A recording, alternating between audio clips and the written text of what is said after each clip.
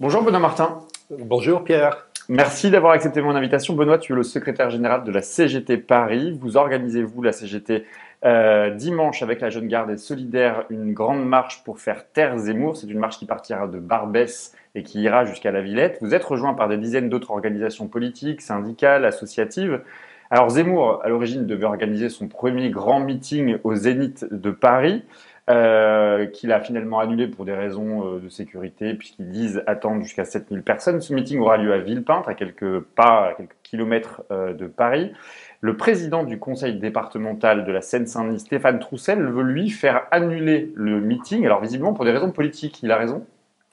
Oui, je pense qu'il a raison. Nous voulons faire taire Zemmour, pas parce qu'on serait contre la pluralité, mais avoir des paroles racistes, sexistes, xénophobes et qui revisitent l'histoire de façon révisionniste. Là, on n'est plus, on bascule du côté du délit, du point de vue du droit. On est dans de l'outrage et du délit. Donc, ce n'est plus une parole politique ordinaire, bien entendu. Autre proposition, celle de Fabien Roussel. Hier, il a déposé une proposition de loi au Parlement en tant que député. Il est aussi candidat évidemment à l'élection présidentielle. Il dit vouloir empêcher tout candidat à l'élection présidentielle condamné pour racisme à l'être candidat à l'élection présidentielle. Là aussi, c'est une bonne idée? Oui, je pense que c'était aussi une bonne idée. Il faudrait, parmi les critères, on sait que le Conseil constitutionnel va avoir un rôle décisif pour dire qui sont finalement les candidates et les candidats à la présidence de la République, avec l'affaire des parrainages, des financements, etc., etc. Mais le critère d'être raccord avec les principes constitutionnels, finalement, ça devrait être également un critère intéressant qui devrait être retenu pour invalider ou valider des candidatures. Le faire taire, l'empêcher d'être candidat, il n'y a pas un risque de victimisation finalement qui pourrait être contre-productif? Est-ce que ça n'est pas sur le terrain des idées qu'il faut combattre Zemmour? Et bien sûr les deux.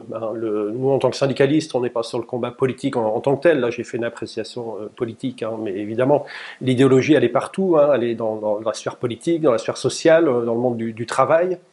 Et donc, bien entendu, on a des choses à faire du point de vue idéologique pour déconstruire tous les propos racistes, sexistes, identitaires également. Voilà, il y a quand même quelque chose qui prend de l'ampleur. Je ne pensais pas qu'on en arriverait ici il y a encore 1 ou 2 ans, par exemple, sur voilà, une banalisation de ces idées et puis sur la force qui est montée du côté des identitaires, même si Génération Identitaire a été dissoute, ce qui est une bonne chose. Mais malgré tout, voilà, ça répond un petit peu à la question juste avant, ça ne règle pas tout. La question du droit, du juridique ou du judiciaire ne règle pas tout. Il y a quand même des idées très dangereuses qui cheminent. Il y a bien une bataille idéologique à mener. S'il faut le faire taire, comme le suggère l'appel à votre mobilisation, la manifestation de dimanche, je suppose que ça veut dire qu'il ne faut pas débattre avec lui. Jean-Luc Mélenchon a eu tort de débattre avec lui.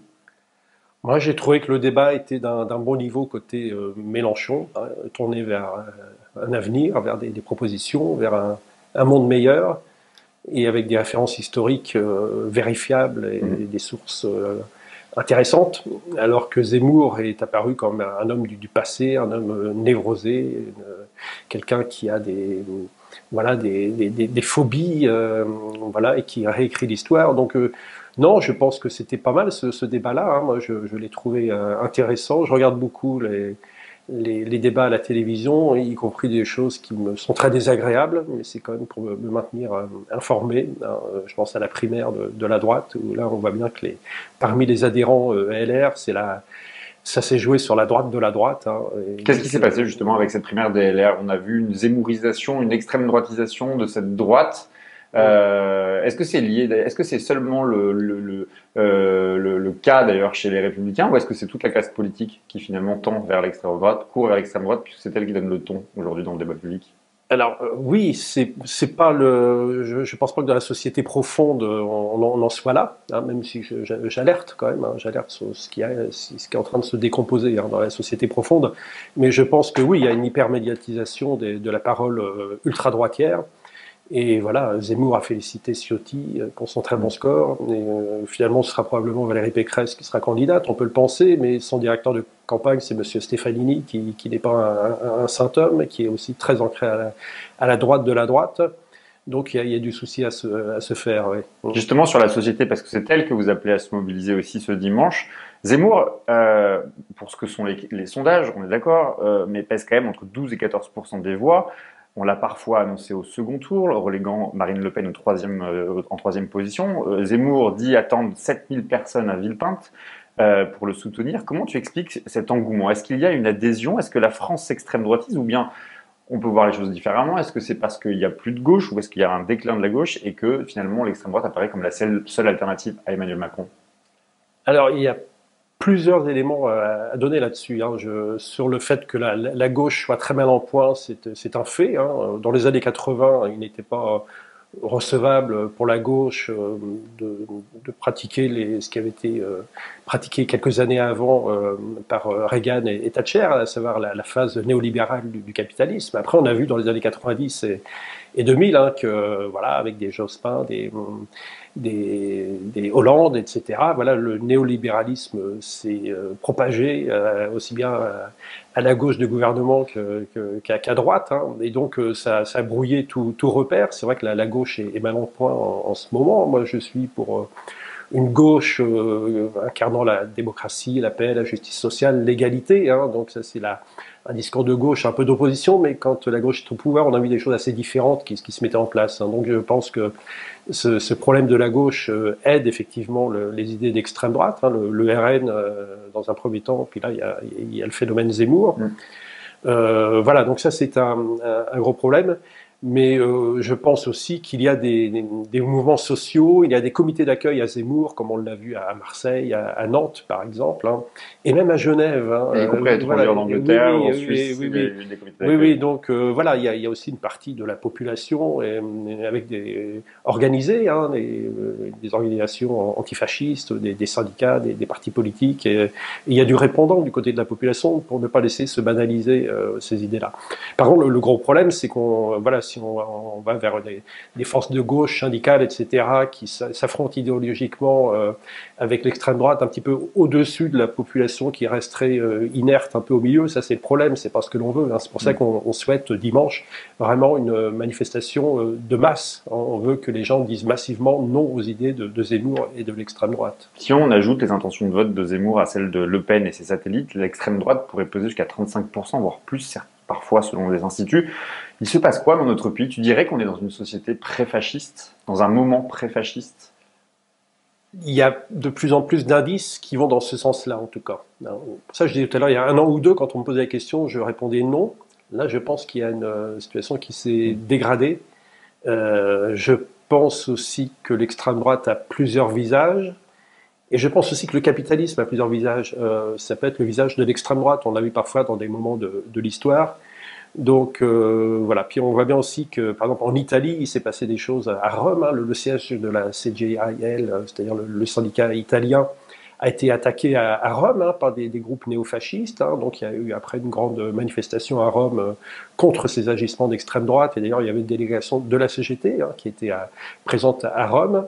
Donc on voit bien que dans différents pays d'Europe, hein, un petit peu peut-être que des mêmes causes voilà, provoquent des situations assez proches.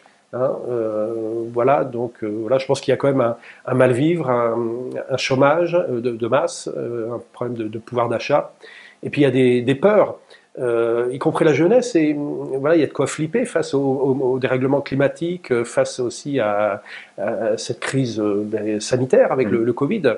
Et donc, il ne faudrait pas que les peurs débouchent hein, sur des choses un peu de repli sur soi, etc. Hein. Au contraire, ces grandes causes, hein, le climat, la santé, le social, nécessitent plus que jamais des coopérations internationales et surtout pas du repli sur soi.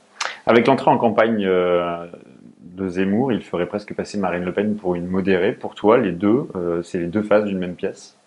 Oui, ce sont alors, je disais il y a quelques mois que Macron et Le Pen étaient les deux faces d'une même pièce, l'un ayant besoin de l'autre et réciproquement pour accéder au deuxième tour des présidentielles. Là, on peut considérer que sur une même pièce se trouvent à la fois Zemmour et Le Pen, avec une dédiabolisation hein, de Le Pen, hein, Le Pen père, c'est plutôt Zemmour qui fait du genre Marine Le Pen. Hein. Marine Le Pen a essayé d'avoir un discours plus soft. Voilà, mais donc là aussi, ouais, je pense que c'est. Et puis même, je ferai pas de calcul politicien sur une division de l'extrême droite où il y aurait deux candidats qui vont finalement se mettre en échec l'un et l'autre parce que ça divise l'extrême droite. Hein. Moi, je pense que ça fait deux porte-parole d'idées nauséabondes et c'est surtout ça qui me préoccupe. Je le disais, la CGT est à l'initiative, à l'origine de cet appel à manifester, à se mobiliser ce dimanche. Qu'a la CGT à dire sur le monde du travail et sur ces idées qui circulent, véhiculées par l'extrême droite, sur ces étrangers qui viendraient manger le pain des Français, manger le travail des Français? Vous êtes très mobilisé, la CGT, sur les travailleurs, les droits des travailleurs sans papier notamment. Ouais. Qu'a la CGT à dire justement sur ces idées qui circulent de plus en plus aujourd'hui? Eh bien, on a un message de solidarité hein, et d'égalité des droits à véhiculer, bien entendu. Hein. Tu parles avec raison des travailleurs sans papier. Il y a eu un grand mouvement coordonné en Île-de-France qui a démarré le 25 octobre et qui a duré pour certains d'entre eux quelques jours, pour le mouvement le plus long, un peu plus de 2 semaines. Et en ce moment, on est en train de faire en sorte que les promesses de régularisation de ces travailleurs sans papier par le travail et par la grève aussi, du coup, que ça aille bien jusqu'au bout. Hein. Ça coince encore un peu en préfecture de police de Paris. On fait en sorte que chaque gréviste soit bien régularisé par le travail. Il y a eu vraiment des moments formidables hein, de solidarité. Par exemple, je ne sais pas, moi, si on prend le cas de la lutte qui a eu lieu dans le 10e arrondissement de Paris, au Monoprix, voilà, donc là, il y a eu des choses très intéressantes. La population était du côté hein, des travailleurs en lutte, hein, les clients qui allaient chez Monoprix donner pour la caisse de grève, etc. Donc, et puis, comme ça concernait à la fois le commerce, la CGT Commerce était là, comme c'était des livreurs, le jeune syndicat des livreurs CGT de Paris était là aussi, comme la boîte qui, en sous-traitance, était une boîte, une filiale de la Poste, eh bien les postiers étaient là également.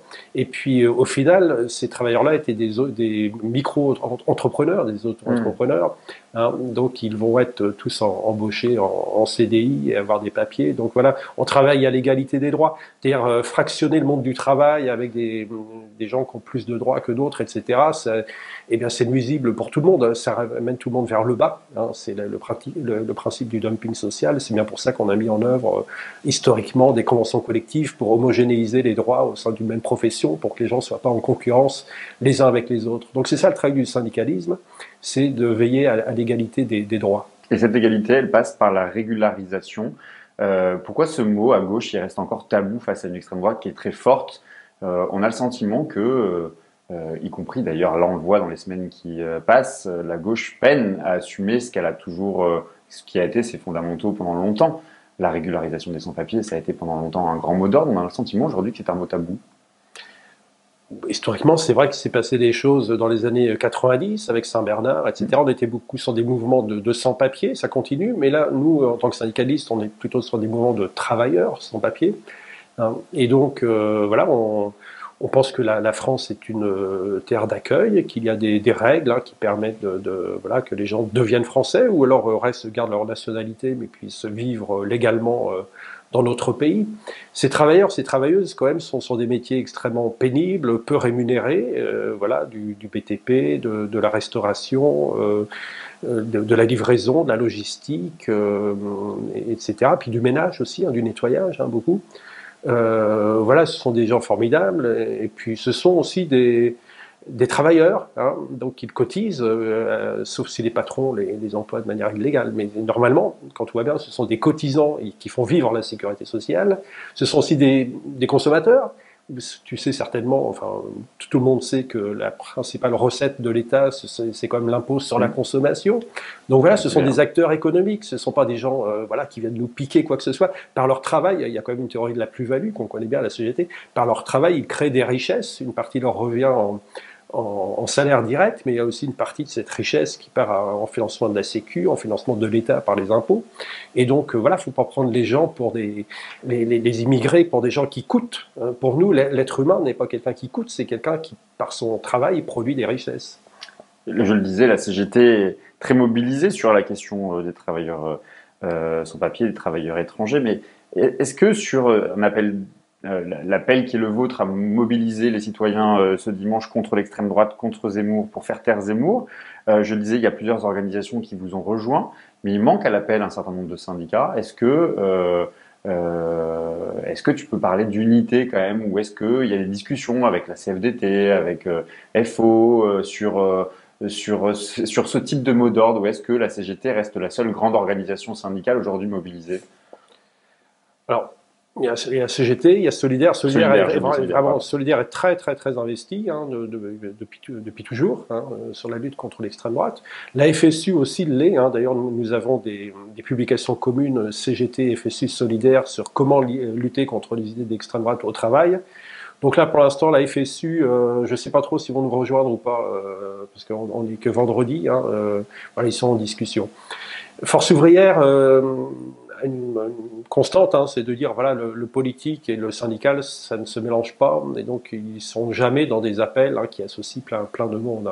Voilà. La CFDT, voilà, nous avons des démarches syndicales très différentes, notamment, et puis des positions sur le social et l'économique très différentes. Mais il faut leur reconnaître quand même que la CFDT est clairement antiraciste, antisexiste, voilà. Mais ça ne les fait pas descendre dans la rue. C'est rare qu'on voit la CFDT dans la rue.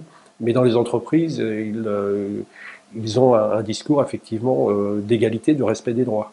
J'ai une dernière question pour toi, Benoît. La gauche politique est au plus bas. En tout cas, si on en croit, là encore une fois, les sondages, il faut évidemment les prendre avec des pincettes, mais si on en croit les sondages, le résultat de la gauche serait le plus bas de toute l'histoire de la Ve République. On l'a dit, tu l'as dit il y a quelques instants, le fascisme, en tout cas, il y a une peur de ce fascisme qui est à nos portes. C'est la catastrophe est déjà là. Il y a pourtant des mouvements sociaux aujourd'hui, et des mobilisations syndicales. Hier, la CGT mobilisait aussi dans les rues de France sur la question des retraites. Des mobilisations qui redonnent l'espoir. Il y a eu les gilets jaunes, les retraites, je le disais, le climat, les luttes féministes. Il y a quelque chose à en faire politiquement. Quel rôle la CGT peut-elle jouer dans les 2-3 prochains mois d'ici à l'élection présidentielle? Eh bien, on peut jouer un rôle de rassemblement, le plus large. On est quand même certainement l'organisation française qui a le plus d'adhérents, avec 640 000, même si on trouve que c'est pas assez, mais quand même 640 000, ça compte. Beaucoup de partis rêveraient d'avoir autant d'adhérents. Voilà, exactement. Donc, être un pôle de rassemblement pour le progrès, contre l'obscurantisme aussi, contre la régression sociale, contre le nationalisme. On peut jouer certainement un rôle important, mais on ne sera pas seul. Et c'est pour ça que là, on a voulu initier avec Solidaire et la Jeune Garde, voilà, un mouvement très large, rejoint par une cinquantaine d'organisations. Alors là, pour l'instant, ça ne crée pas un socle commun pour les mois à venir. C'est un socle commun ad hoc, constitué pour cette manifestation de dimanche 5. Mais voilà, je pense qu'on va rester en contact les uns les autres. C'est une première étape. Je pense que oui, on peut vraiment faire un front du coup qui soit antifasciste. Le fascisme, le pré-fascisme existe. Il y a des mouvements extrêmement violents. Certains n'ont pas hésité à attaquer la manifestation féministe, nous toutes, là, du 20 novembre, par exemple. On sait aussi que le porte-parole de la Jeune Garde, lorsqu'il est arrivé en septembre là, pour assister au procès de Thomas Porte, voilà, a été agressé par des groupes fachos, ce qui n'a pas empêché Raphaël de participer à un débat organisé à la fête de l'UMA, voilà, au stand du syndicat du livre parisien, où il y avait à la fois la CGT, la Jeune Garde, et on a parlé de comment ensemble on peut lutter contre l'extrême droite. Donc voilà, je pense qu'on a quand même du pain sur la planche, ça va pas être facile, mais la réponse aux besoins de la population, la CGT, on a quand même des idées assez simples finalement. On pense que si la population allait mieux et qu'on répondait davantage à ses besoins en termes de pouvoir d'achat, de services publics, etc., eh bien, il n'y aurait pas toute cette matière à exploiter pour l'extrême droite sur le mal-vivre des gens et qui apporte de fausses réponses. Donc dimanche, 13h, Barbès. 13h, Barbès, dans un quartier populaire. Voilà. Et donc, en direction de la Villette. En direction de la Villette. On espère être très nombreux. Il y aura une banderole unitaire. On veillera à la sécurisation des manifestants également. Et donc, on a déjà fait fuir l'affreux Zemmour hors de Paris, mais maintenant, il reste À le faire fuir de à le faire l'Île-de-France. refouler, oui, oui, et puis surtout à combattre ces idées nauséabondes. Merci beaucoup, Benoît. On y sera. Merci à toi. Merci à Regard.